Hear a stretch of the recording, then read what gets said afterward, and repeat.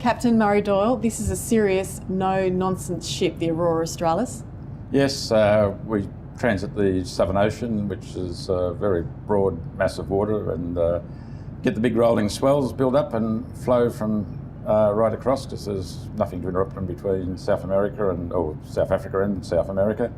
And we are an icebreaker, very rounded hull, and no bilge keels.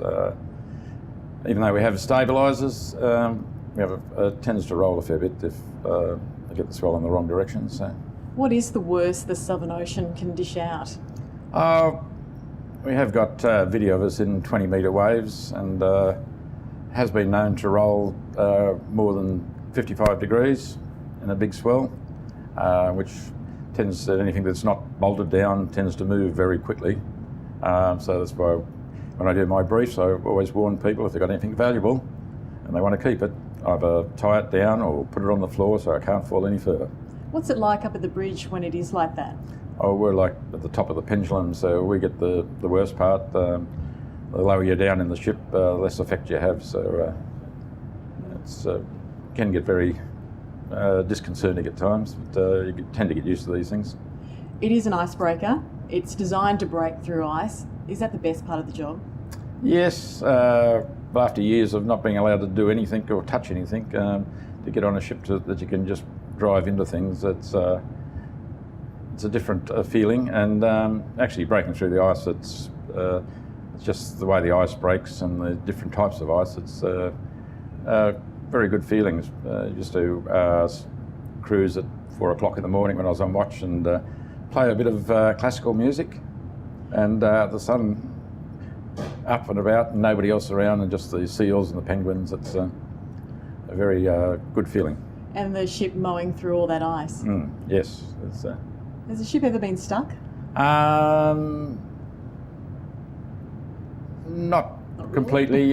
Sometimes on the marine science ones, when we go down very early in the season and you're going through very heavy ice, we got to a point where we can't progress in the direction we want to go, so we just stop and wait for the wind and currents just to take the pressure out of the ice, and then you move on. That's, but we've always been able to go backwards if we needed to get out of the problem. But is it like a tractor when it does that? I mean, when it actually goes through the ice, cuts through?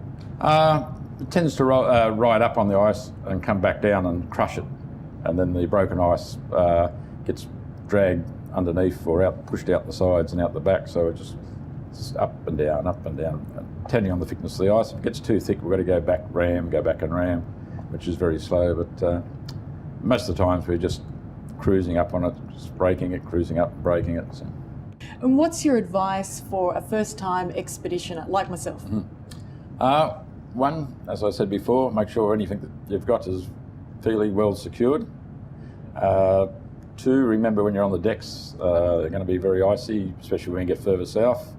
And when we're doing all this marine science, we're doing a lot of stopping and on the position. So it can, as we take either coming into position or leaving the station, we're turning across the swells again, and you could be a lot of rolling around. So you always got to keep, as they keep, one hand for yourself and one for the ship. So be close to the rails to stop you moving, and just rug up when you go outside, because you're sitting in around 20 degrees inside. You go outside and it gets very cold, especially if there's a bit of wind blowing. You get the wind chill factor, which for some people can have a big effect.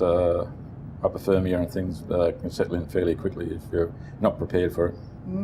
And if you come up to the bridge, don't touch anything? Yes. Well, I'll do that. Don't play with the buttons. Don't play with the buttons. Thank you very much, Captain. No problem.